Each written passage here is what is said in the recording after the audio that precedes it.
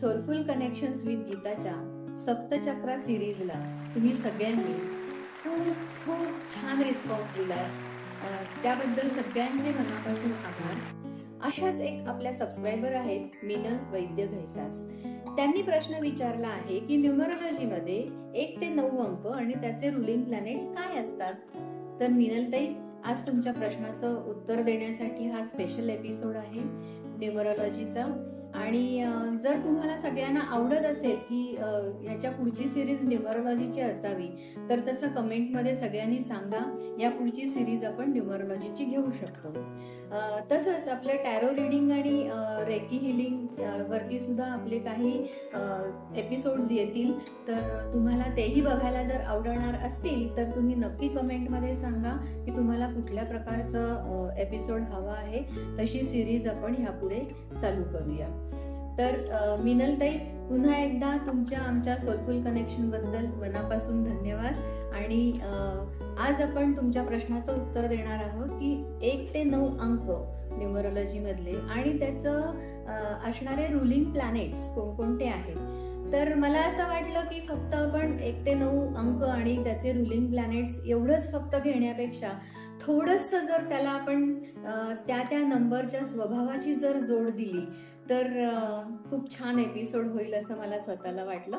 म्हणून मी आज तुमच्यासाठी काही स्वभाव वैशिष्ट्य आणि त्याचे रुलिंग प्लॅनेट्स असं दोन्ही प्रकार आपण आज आपल्या एपिसोडमध्ये बघणार आहोत। चला तर मग सुरुवात करूया। आता 1 ते 9 अंक म्हणजे काय, तर ते तुमचे मूलांक किंवा भाग्यांक असू शकतात। मूलांक कसा बघायचा हे आज आपण आपल्या या एपिसोड मध्ये बघूया। भाग्यांकासाठी एक स्पेशल वेगळा एपिसोड आपण घेऊया, पण आजचा प्रश्न मिनलताईंचा हा मूलांकावरती आहे, त्यामुळे आज आपण मूलांक कसा शोधायचा इथपासून सुरुवात करूया। जर तुमचा वाढदिवस 1, 10, 19 किंवा 28 या तारखांना जर पडत असेल तर तुमचा मूलांक हा 1 असेल। अजून एक उदाहरण बघूया आपण। जर तुमचा वाढदिवस 5, 23, 14 असा जर पडत असेल तर तुमचा मूलांक हा 5 असणार आहे। तर आता तुम्हाला समजलेलंच आहे की मूलांक कसा काढायचा। चला तर मग बघूया आपले मूलांक, त्याचे नंबर्स आणि त्याचे रुलिंग प्लॅनेट्स। जर तुमचा वाढदिवस 1, 10, 19 किंवा 28 या तारखांना जर येत असेल तर तुमचा मूलांक हा 1 असतो।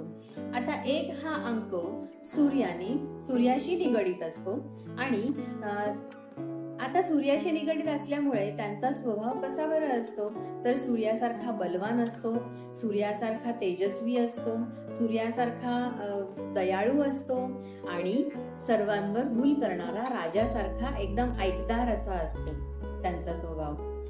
तुमचा वाढदिवस जर 2, 11, 20 आणि 29 या तारखांना जर येत असेल तर तुमचा मूलांक हा 2 असतो आणि 2 अंक हा चंद्राने शासित असतो। चंद्र म्हटल्यानंतर आपोआपच इमोशन्स येतात। ही लोक सहृदयी असतात, ही लोक आकर्षक व्यक्तिमत्वाची असतात आणि सदैव बदलांसाठी तयार असतात। आमच्या न्यूमरोलॉजिकल भाषेमध्ये सूर्याला वडील असं मानलं जातं आणि चंद्राला आई असं मानलं जातं। आई म्हटल्यानंतर आपोआपच इमोशन्स येणारच। भरती आणि ओहोटी प्रमाणेच तुमच्या इमोशन्स कधी कधी हाय असतात, कधी कधी लो असतात, लो टाईड हाय टाईड सारखे। तर अशा प्रकारे कायम तुमच्या इमोशन्सना आवर घालण्यासाठी तुम्ही सदैव प्रयत्न केला पाहिजेत असं मला वाटतं। तुमचा जन्म जर 3, 12, 21 आणि 30 या तारखांना जर येत असेल तर तुमचा मूलांक हा 3 असतो। 3 अंक हा गुरुच्या आधिपत्याखाली येतो। गुरु म्हटल्यानंतर आत्मकेंद्रित, आत्मशासित आणि तुम्ही लोक खूप आध्यात्मिक असता। कारण गुरु म्हटल्यानंतर आपोआपच आपल्या गुरु शिष्याची परंपरा किंवा गुरु म्हटल्यानंतर एक प्रकारचं आधिपत्य असतंच, नाही का। गुरुच्या आधिपत्याखाली आल्यामुळे अनुशासित आणि आध्यात्मिक असे लोक ह्या नंबर 3च्या आधिपत्याखाली येतात। तुमचा जन्म जर 4, 13, 22 आणि 31 या तारखांना असेल तर तुमचा मूलांक हा 4 असतो।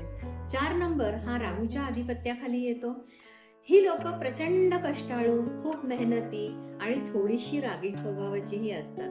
तुम्ही जर ह्या लोकांना मान दिलात तर तुम्हाला डबल मान त्यांच्याकडून मिळतो, पण जर त्यांच्याशी शत्रुत्व स्वीकारलं तर तेवढंच डबल शत्रुत्व तुमच्याकडे येण्याची शक्यता असते. त्यामुळे या लोकांना चुकूनही हर्ट करायला जाऊ नका. अतिशय कष्टाळू ही रास असल्यामुळे प्रचंड मेहनतही ती लोक घेतात आणि अतिशय इमानदार अशी ही लोक 4 नंबरच्या राहूच्या आधिपत्याखाली येतात. 5, 14 आणि 23 हा जर तुमचा जन्मदिवस, जन्मतारीख रादर असेल तर तुम्ही नंबर 5 या मुलांकाखाली येता.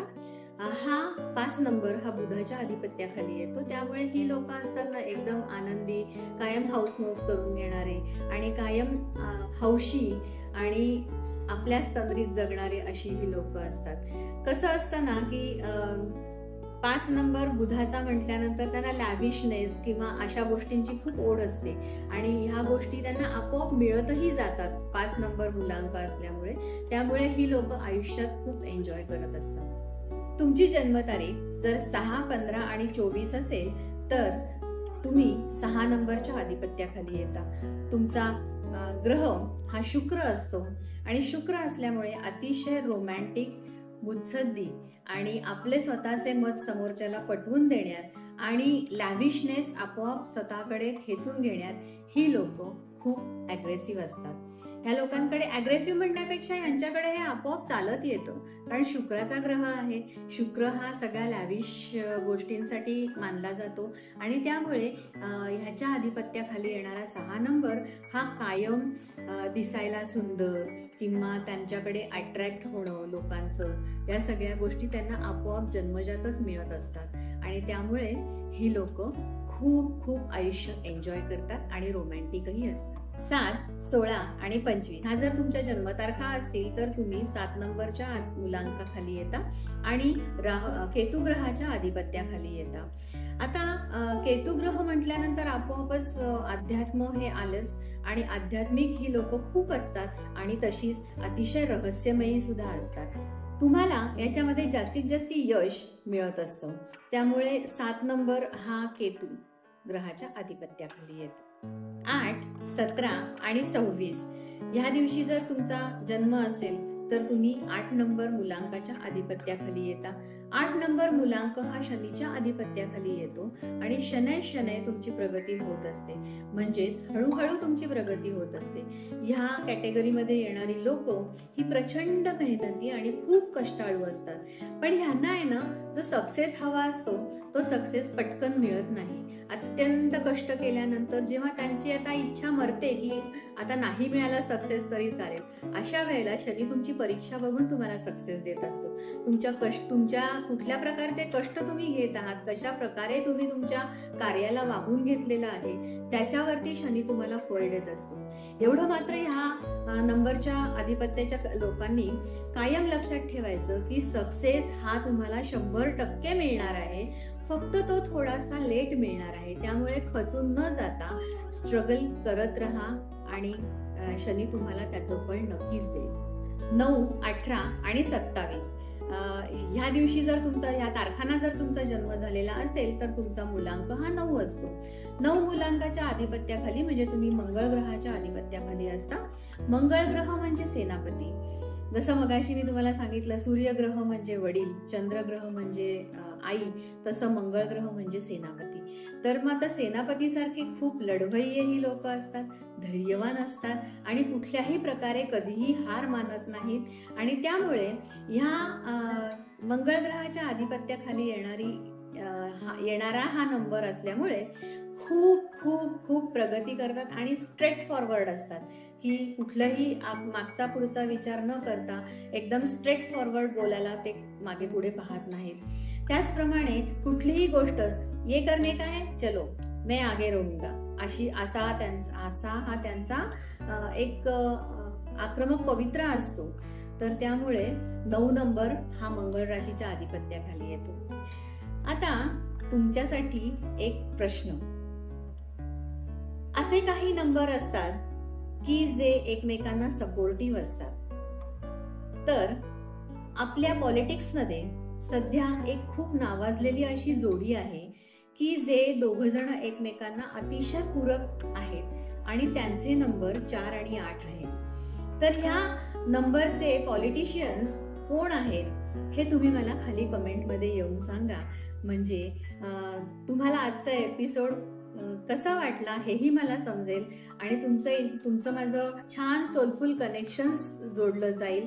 आणि याचबरोबर अशाच निरनिराळ्या प्रकारचे एपिसोड तुम्हाला कुठल्या प्रकारचे बघायला आवडतील हे मी सुरुवातीला पण सांगितलं, आता एंड करताना पण सांगतेय की तुम्ही मला नक्की सांगा. त्या प्रकारचे एपिसोड मी नक्की घेऊन येण्याचा प्रयत्न करीन. आणि 84339 इथे मी 34345 हा नंबर, ह्या नंबरच्या खाली मी तुम्हाला लिंकमध्ये देते हा नंबर. तर ह्या नंबरवरती तुम्ही व्हॉट्सॲप मेसेज करून सांगू शकता तुम्हाला कुठल्या प्रकारचे एपिसोड बघायला आवडतील. त्या प्रकारचे एपिसोड घेऊन येण्याचा मी नक्की प्रयत्न करेन. मिनल ताई, आशा आहे तुम्हाला आजचा एपिसोड खूप आवडला असेल. तर तुमच्या प्रतिक्रियेची मी वाट बघत आहे. लवकर पुन्हा भेटूया आणि सगळ्यांना गुढीपाडव्याच्या खूप खूप शुभेच्छा. धन्यवाद.